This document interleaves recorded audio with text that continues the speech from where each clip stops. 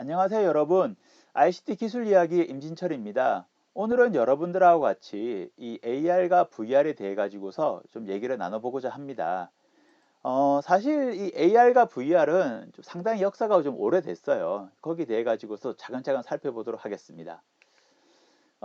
저희들이 지금 현재 2020년 ICT 기술 키워드를 한 8가지 정도 뽑아가지고서 하나씩 살펴보고 있죠. 그래서 인공지능을 시작으로 해가지고서 이제 언택트까지 살펴보게 됐고, 오늘은 이제 7번째로서 AR과 VR입니다.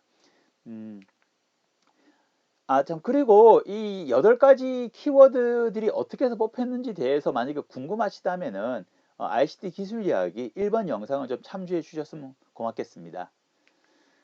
AR과 VR이라는 그 것은 상당히 오래된 어떠한 좀 개념을 가지고 있습니다. 오래됐습니다. 그 역사 자체가 오래가 됐는데, 그런데 이것이 어느 정도 이제 정착되어지고, 그리고 이제 용어가 좀 정형화되어진 거는 1994년도 이제 토론토 대학의 이제 밀그램 교수님께서 그 현실 가상 영속성 스펙트럼을 발표하시면서 이제 정리가 좀 됐습니다. 정리가 됐고, 그리고 가상현실이라는 거는 잘 아시는 것처럼 말 그대로 이제 그 자체가 현실이 아니라 가상이죠, 가상.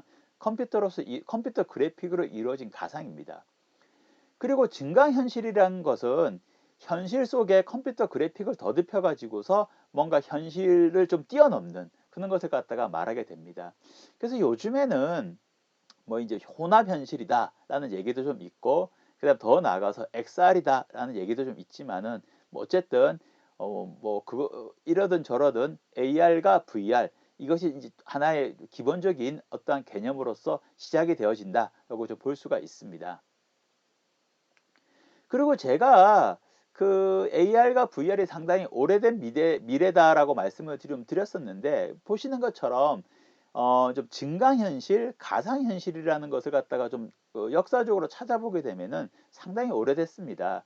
1834년 3년도에 그 영국의 이제 찰스라는 분이신데, 이제 이분께서 거울 2개를 가지고서 입체 영상 갖다가 이제 구현할 수 있구나라는 것을 찾아내신 거예요. 찾아내셨고, 이것은 이제 스테레오스코프라고 이제 명명을 하셨죠. 하시게 됐고, 그리고 이제 또 하나가 뭐 이 사진 아마 많이 보셨을 거예요. 우리가 약간 뭐 사진 자체를 보게 되게 되면 좀 겹쳐져 있고 어그러져 있는데, 이것을 우리가 이제 빨간색과 파란색으로서 이루어진 안경을 쓰고 보게 되면은 좀 입체적인 영상을 느낄 수가 있죠. 요것을 에너글리피라고 부르게 됩니다. 그래서 요것이 1858년도에 이제 조제프 알메이다와 루이스, 이 두 분께서 이제 발견을 해내셨고, 입체 효과를 갖다 제시를 했죠. 그래서 어쨌든 보십시오. 지금 현재가 2000년도인데 이게 1900년도도 아니고 1800년도니까 상당히 오래됐죠. 그래서 AR과 VR은 오래된 미래 이런 별칭을 가지고 있습니다. 그리고 이제 현대적인 의미의 VR에 대해 가지고서 AR에 대해 가지고서 이제 대두가 된 게 1968년도입니다. 1968년도인데 요게 이제 이반 서덜랜드라는 분께서 만들어내신 거예요. 그래서 보시게 되면은 이제 이 사진에서 보게 되면은 뭔가 이렇게 좀 안경 같은 걸 쓰고 있잖아요. 쓰고 있는데 요게 지금 현재 어떻습니까? 그 페이스북에서 나온 그 이제 뭐 오큘러스라든지, 그리고 이제 삼성의 기어 VR과 같은 그러한 뭐 유사한 형태의 어떤 HMD 기기인 거죠, 요것이. 그래서 이 당시에 만들어졌고, 뭐 근데 이 당시에는 지금은 이제 오큘러스에 있는 오큘러스라든지 이제 기어 VR 같은 경우에는 뭐 독립되어진 이제 기기로서 안경처럼 쓰고서 우리가 보는 건데, 이 당시에 이 HMD 기기는 상당히 무거웠어요. 그래서 그 왼쪽에 있는 사진처럼 천장에 매달아 가지고서 이렇게 쓸 수밖에 없었습니다. 쓸 수밖에 없었고, 그래서 이것을 갖다 별칭으로써 이제 다모클레스의 검이다라고 이제 부르게 됐었습니다. 요게 이제 다모클레스의 검이라는 얘기는 이제 그리스 신화에 나오는 얘기거든요. 그리스 신화에 나오는 얘기인데, 예전에 이제 그리스 신화에서 그 다모클레스라는 사람이 있었었는데, 이 사람이 있었던 그 지역에서 왕이 디오니소스 왕이었어요. 디오니소스 왕이었는데, 자기가 보니까 참 왕의 삶이 좋아 보이거든요. 뭔가 권력도 있어 보이고 뭔가 명예도 있어 보이고 너무 좋아 보이니까 아 부럽다 부럽다 이러고 있었던 거죠. 이제 그러다가 이제 그 사실을 디오니소스 왕이 이제 알게 된 거예요. 알게 돼 가지고서 이제 다모클레스를 부르게 됩니다. 불러 가지고서 이 친구를 갖다 이제 왕의 자리에 좀 앉혀줘요. 앉혀주는데 이거 다모클레스는 어떻어요? 상당히 좋았겠죠. 좋았는데 왕의 자리에 앉아가지고서 딱 보니까 자기 머리 위에 이 칼이 이러고 있는 거예요. 이렇게 깜짝 놀래가지고서 이제 이거 뭐지? 이거 보게 되니까 이제 그때 이제 디오니소스 왕이 이제 말을 한 거죠. 이 왕의 자리라는 거는 뭐 권력도 있고 명예도 있다. 하지만은 항상 머리 위에 칼이 있는 것처럼 긴장감 속에서 살아갈 수밖에 없는 자리이다. 라고 이제 설명을 해주게 되는 거죠. 그래서 이제 다머클레서가 아, 그렇구나. 뭐 알고서 정말 이 자리는 쉬운 자리가 아니구나. 알았다라는 이제 그리스 신화입니다. 어쨌든 뭐 이것이 이제 그거인 거죠. 이제 뭐 천정에 매달아 가지고서 이렇게 머리로 해 가지고서 HMD를 쓰게 되니까 뭐 이러한 별칭을 가지고 있었던 겁니다. 그리고 최근에 이제 AR과 VR을 갖다 좀 살펴보도록 하겠습니다. 1800년도에서 시작이 되어졌고 1968년도에 그렇게 이제 다모클레스의 검이라는 형식으로서 구현이 되어졌고 그러면 지금은 어떠느냐 살펴봤을 때 첫 번째 하나가 이제 상당히 프리미엄 VR이 강화되는 추세입니다. 이게 무슨 얘기냐면은 이제 예전에는 뭐라고 할까요? 좀 이렇게 좀 보급형들이 좀 있었어요. 보급형들이 있었는데 지금은 이제 상당히 좀 고급화됐다는 거죠. 그래서 페이스북 같은 경우에도 이제 페이스북에 오큘러스 퀘스트가 나왔지 않습니까? 이제 그 전에 오큘러스 리프트라는 게 있었거든요. 근데 리프트와 퀘스트의 가장 큰 차이점은 PC에 유선으로 연결되느냐 아니면은 무선으로서 되어져 있느냐 이 차이예요.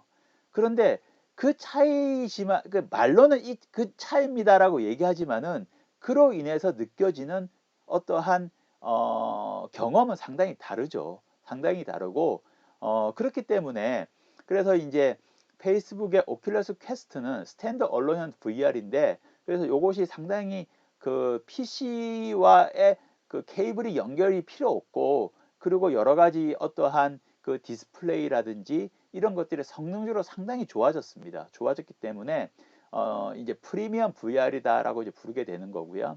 그리고 또 한 가지도 이제 HTC의 바이브 프로도 이제 출시가 됐는데 이거 같은 경우에는 뭐 기본적으로는 그냥 PC하고 케이블로 연결해야 되지만은 무선 어댑터를 갖다가 이제 추가 장착으로 하게 되면은 이제 얘도 이제 PC하고 연결이 필요 없습니다. 이 무선 어댑터를 통해 가지고서 이제 와이어리스 방식으로서 이제 콘텐츠를 갖다 즐길 수 있습니다. 그래서 지금 이것처럼 PC하고의 단절도 일어나게 되고 그리고 상당히 디스플레이라든지 어떠한 프레임 이제 어떠한 해상도라든지 프레임 같은 것들이 상당히 고급화되어져 가지고서 몰입도가 상당히 좋아졌습니다. 그러한 부분들이 좀 있고 두 번째는 이제 같은 맥락인데요. 스마트폰 기반의 VR이 점점 축소되고 있습니다. 그래서 뭐 작년에 발표가 됐죠. 작년에 발표가 됐는데 이제 구글이 VR 프로젝트를 하고 있었거든요. 이게 데이드림이라는 이름으로서 프로젝트 명으로서 하고 있었는데 요것이 이제 구글이 이제 그 프로젝트를 종료했죠.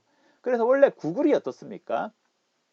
이제 스마트폰 기반의 이제 VR을 갖다가 구현을 했고 서비스를 하고 있었거든요. 그런데 이것을 종료를 한 거죠. 종료를 했고 그리고 이제 데이드림용 VR 이제 HMD도 판매를 중지를 했습니다. 스마트폰을 끼워 가지고서 이제 보는 VR의 어떠한 기기였는데 이것도 더 이상 팔고 있지 않죠.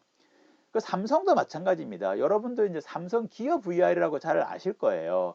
마찬가지로 삼성의 이제 갤럭시 S 같은 걸 갖다가 스마트폰을 갖다가 여기에 끼워 가지고서 이제 보게 되는 거고 그리고 한때에는 오큘러스하고 어떠한 이제 제휴를 맺어 가지고서 이제 오큘러스의 어떠한 이제 콘텐츠들을 이것을 통해 가지고서 즐길 수도 있는 그러한 서비스를 제공을 했었는데 삼성에서도 이제 기어 VR의 서비스를 갖다 축소를 했습니다. 그래서 뭐 지금 현재 거를 중단하지는 않고 볼 수는 있지만은 더 이상 업데이트는 안 돼요.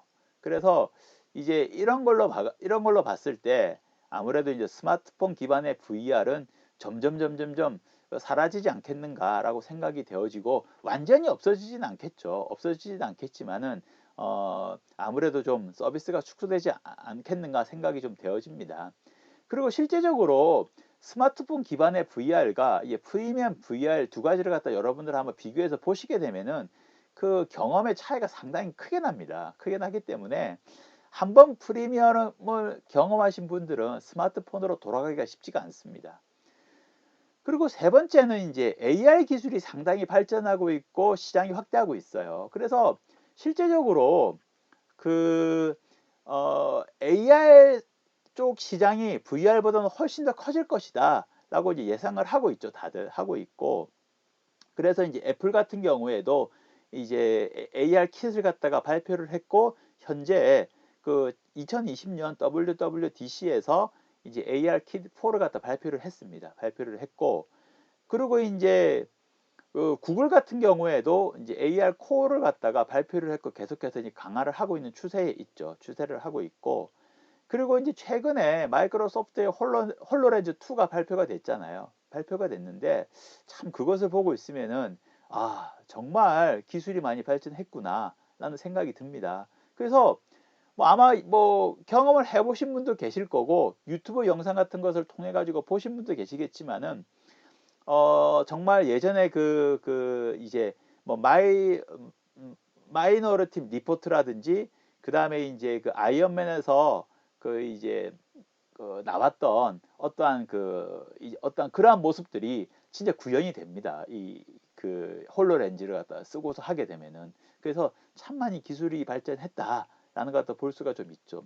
특히 홀로렌즈 같은 경우가 제가 이제 상당히 참 깜짝 놀란 게, 첫 번째 하나가 디스플레이가 스마트폰을 벗어났어요. 지금까지는 예를 들어서 포켓몬 같은 거라든지 어떻습니까? 스마트폰 내에서 다 이루어졌잖아요. 포켓몬 고 이런 게임들이. 근데 홀로렌즈는 그러지가 않죠. 말 그대로 디스플레이에 제약이 없어졌어요. 그렇기 때문에 상당히 이제 사람들이 느낄 수 있는 익스피리언스가 너무나도 이제 커지게 됐습니다. 커지게 됐고 참 많이 발전했다는 것을 좀 우리가 느낄 수가 있습니다. 그래서 AR과 VR의 좀 기술을 좀 살펴볼 텐데, AR과 VR은 대표적인 CPND 구조를 가지고 있는 어떤 산업 형태입니다. 산업 형태인데, 여기는 뭐냐면은 콘텐츠와 플랫폼과 네트워크와 디바이스가 어우러지는 이제 구조인 거죠. 그래서 요거는 말 그대로 이제 디바이스가 있어야 돼요. 그것이 뭐 스마트폰이건 아니면 HMD 기기이건 디바이스가 있어야 되고, 두 번째는 이것이 뭔가 이제 플랫폼이 있어야 되죠. 얘를 즐길 수 있는. 그래서 뭐 오큘러스 같은 소프트웨어 플랫폼, 그 다음에 이제 이제 구글 같은 소프트웨어 플랫폼, 그 다음에 이제 뭐 구글 플레이 같은 그러한 그 VR의 소프트웨어 콘텐츠를 다운받을 수 있는 유통 플랫폼, 이런 것들이 다 있어야 됩니다. 있어야 되고, 그리고 당연히 콘텐츠는 있어야 되는 것이겠고요. 그리고 이런 것들이 다 이제 네트워크를 통해서 이루어지게 되니까 네트워크도 당연히 있어야 되는 거죠. 그래서 이러한 구조를 가지고 있고, 그렇기 때문에 기술의 스펙트럼도 상당히 넓습니다. 상당히 넓은데 뭐 이거 여기에 관련된 기술들은 전부 다 알아보기는 힘들고요. 몇 가지 좀 중요한 것들을 위주로 해가지고서 좀 살펴보도록 하겠습니다. 먼저 이제 프로세서인데, 요거는 이제 HMD 기기에 들어가는 프로세서일 수도 있고, 그 다음에 스마트폰에 들어가는 프로세서일 수도 있는데, 뭐 이러든 저러든 어쨌든 모바일 AP 기반입니다. 그래서 모바일 AP라는 거는 이제 모바일에서 쓰는 CPU를 우리가 CPU라 부르지 않고 이제 AP라고 부르게 됩니다. 그래서 왜 AP라고 부르냐라고 이제 하시게 되면은, 그 PC의 CPU와 모바일에 있는 CPU가 좀 커버하고 있는 영역이 좀 달라요. 이제 PC의 CPU는 어떻습니까? 말 그대로 그 연산 처리를 담당하는 애잖아요. 그런데 이제 모바일에 있는 CPU는 연산 처리뿐만 아니라 요즘에는 이제 모뎀까지도 통합되어져 있고, 그 다음에 이제 AR 같은 것도 통합되어져 있고, 그 다음에 GPU도 통합되어져 가지고서 이것을 CPU라 부르기에는 좀 애매합니다. 너무나도 그 영역이 광범위하기 때문에. 그래서 이제 모바일에 있는 이거 중앙 어떠한 처리 장치를 이제 AP라고 부르게 됩니다. 애플리케이션 프로세서다라고 이제 부르게 되는데, 어쨌든 PC에서 있는 CPU와 모바일 CPU는 서로 간의 역할도 다르고, 그리고 구조도 다릅니다. 당연히 그럴 수밖에 없겠죠.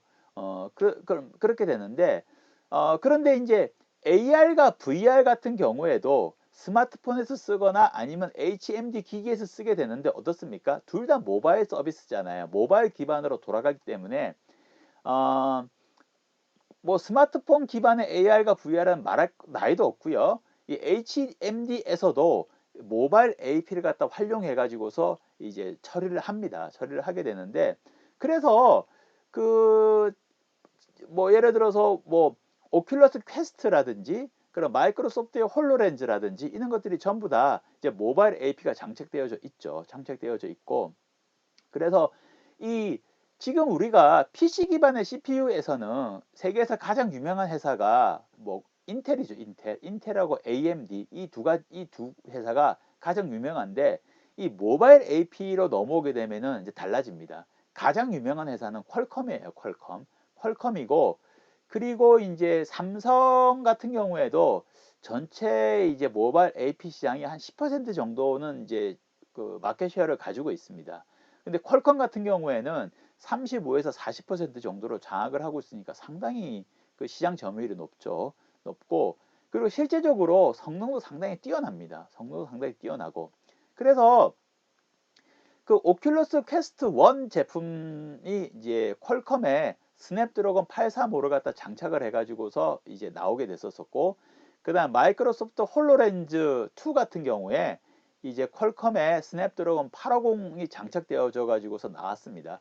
원래 마이크로소프트의 홀로렌즈 1 같은 경우에는 아톰을 장착을 했었어요. 근데 이제 그것이 성능적으로도 문제가 있고 하니까 2에서는 이제 850이 장착되어져 가지고서 퀄컴 스냅드래곤 850이 장착되어져 가지고서 이제 나오게 된 거죠. 나오게 됐고, 그래서 최근 이제 작년이죠. 작년 12월 달에 지금 제가 말씀드린 이 스냅드래곤 835라든지 이 스냅드래곤 850 같은 경우에는 이것이 그 모바일 AP거든요. 쉽게 말해서 스마트폰에서 쓰는 어떠한 AP들이에요. AP들인데, 근데 이제 작년 12월 달에 그 이제 퀄컴에서 AR과 VR 전용 칩을 만들어낸 거예요. 그것이 바로 XR2거든요.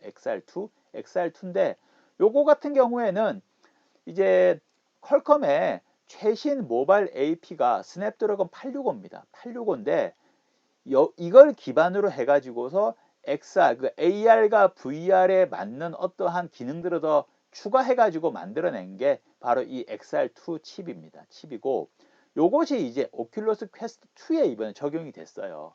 그 올해 얼마 전에 오큘러스 퀘스트 2가 발표가 됐잖아요. 출시가 됐는데 여기에 적용이 되어져 있습니다. 적용이 되어져 있고, 그래서 퀄컴에서도 이제 발표를 했죠. 발표를 했고, 이제 오큘러스 퀘스트 1에 있는 스냅드래곤 835하고 오큘러스 퀘스트 2에 있는 이제 스냅드래곤 XR2하고 비교를 해보게 되면은 보시는 것처럼 XR2 같은 경우가 그 이제 835에 비해 가지고서 월등히 성능이 높은 걸 알 수가 있어요. 알 수가 있는데, 실제적으로 이게 이제 8코어에 8스레드 그리고 2.5GHz의 터보 프리퀀시 이 부분은 835도 동일해요. 동일한데 이것이 상당히 XR2에서는 어떠한 최적화를 잘 이루어져 있기 때문에 그 이제 직벤치 점수에서 봤을 때는 그 싱글 코어에서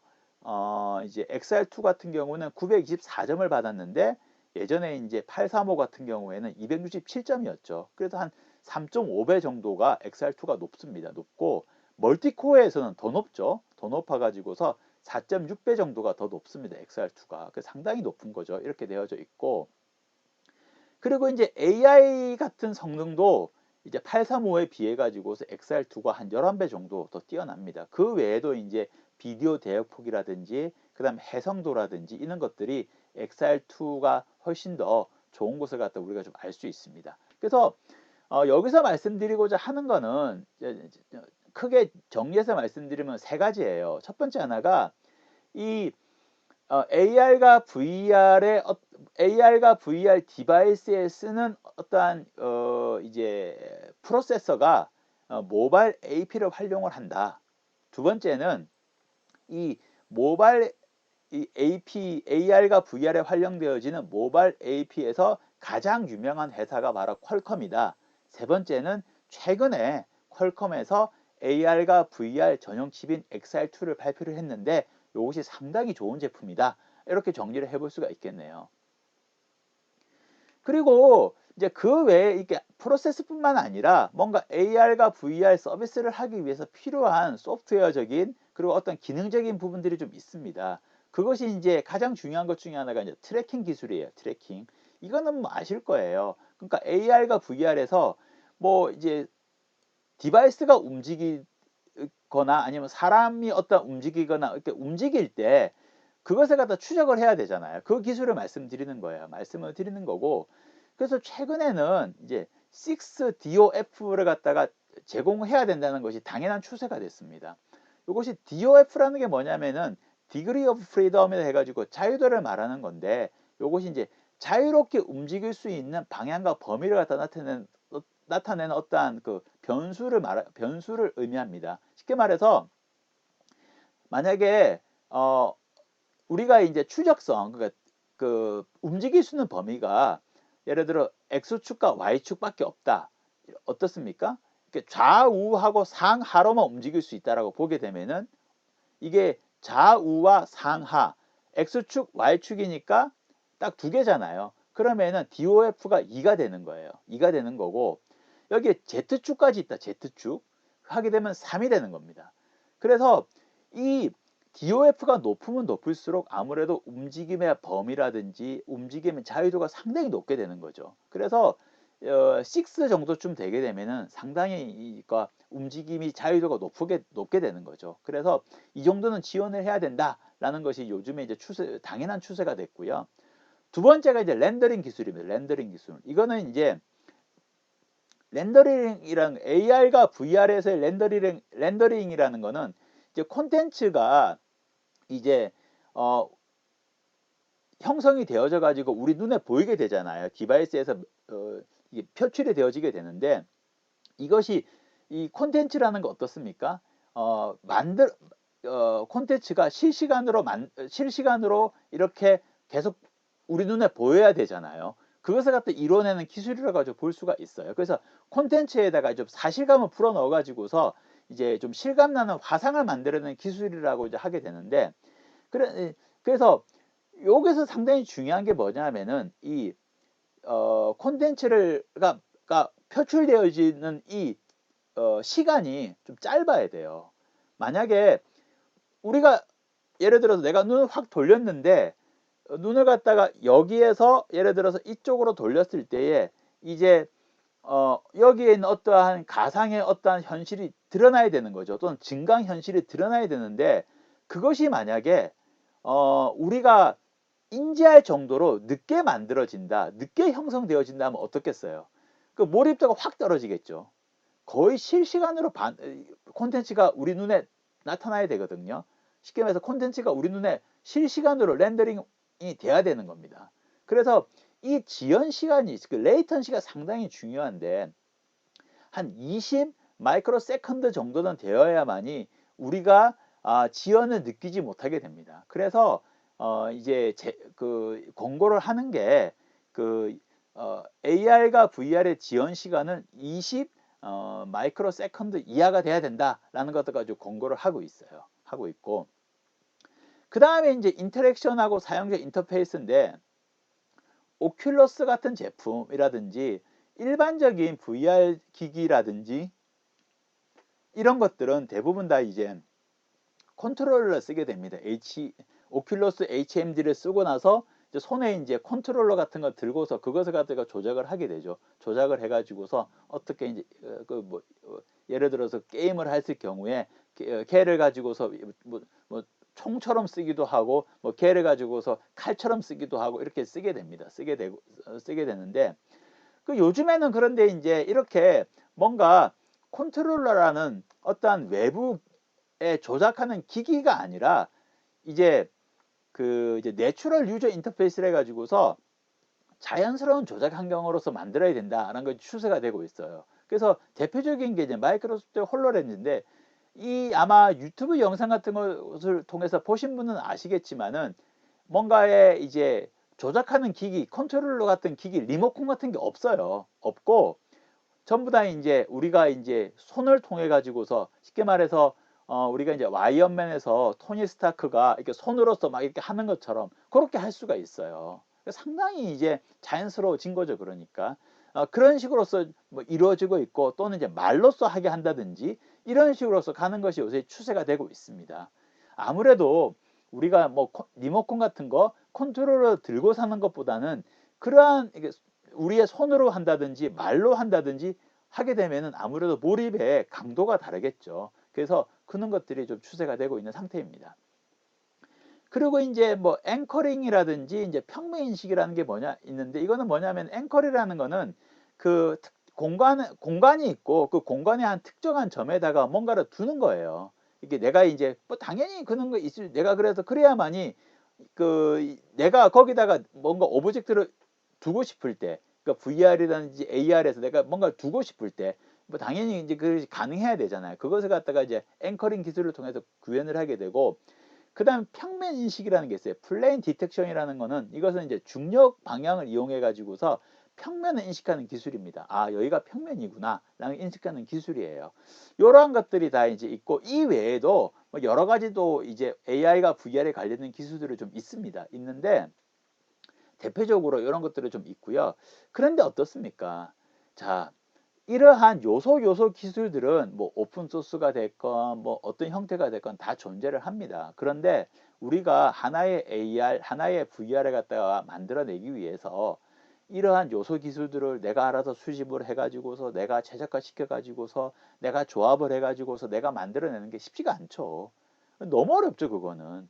그래서 이러한 AR과 VR 콘텐츠를 만들고 AR과 VR 서비스를 하기 위해 가지고서 이러한 요소 기술들을 다 모아가지고서 하나의 툴킷으로서 제작을 해가지고서 이제 IT 벤더들이 이제 제공을 하고 있어요. 애플이 제공을 하고 있고, 그 다음에 구글이 제공을 하고 있고, 그 다음에 이제 페이스북의 오큘러스가 제공을 하고 있죠. 그래서 뭐 애플 같은 경우에는 그 툴킷 이름이 이제 그 AR 키트라고 부르게 되는 것이고 지금 현재 버전 4까지 나오게 됐고요. 그 다음에 이제 그 구글 같은 경우에는 AR 코어라고 부릅니다. 나와가지고서 지금 현재 제공을 하고 있습니다. 그래서 요 키트를 갖다가 이제 우리가 설치를 해가지고서 얘를 이용해가지고서 콘텐츠를 제작을 할 수 있고 그 다음에 이제 그 애플의 어떤 앱스토어를 통해 가지고서 이제 배포도 할 수 있고 구글의 구글 플레이를 통해 가지고서 배포도 할 수 있습니다. 그런데 이 두 가지의 기술, 이 두 가지 어떠한 를 비교해 보게 되면은 유사해요. 상당히 유사합니다. 기능적으로는 유사하고 그래서 실제적으로 우리는 뭐 잘 못 느낄 수도 있는데 그 이제 미국 같은 경우에서는 뭐 때 아닌 그 AR과 그 VR의 이제 그 툴킷 전쟁이다라고 얘기도 하고 있습니다. 둘 간에 누가 더 주도권을 잡을지는 모르겠어요. 모르겠고. 근데 차이점은 하나 있어요. 큰 차이점이 하나 있는 게 이 AR 킷은 애플에서 만들었다 말씀드렸잖아요. 그러니까 당연히 iOS 기반이에요. 이 애플 생태계 내에서만 돌아갑니다. 그것이 장점이자 단점이죠. 근데 이제 AR 코어 같은 경우에는 이제 안드로이드 용도 있고 그다음 iOS 용으로도 콘텐츠를 제작을 할 수가 있어요. 뭐 그래서 좀 더 범용성이 있죠. 뭐 이렇게 되어진다라고 볼 수가 있습니다. 이렇게 저희들이 이제 AR과 VR에 대해서 잠깐 뭐 간단하게 좀 살펴봤고요. 제가 이제 서두에 말씀드린 것처럼 AR과 VR은 오래된 미래라고 말씀을 좀 드렸는데 약 1830년도부터 시작이 됐었으니까 무려 한 170년이 되어진 아주 오래된 기술이에요. 그리고 계속해서 발전을 하고 있고 앞으로 미래가 더 촉망되어지는 그러한 기술이라고 볼 수가 있습니다. 예, 이상 마치겠습니다. 경청해 주셔서 고맙습니다.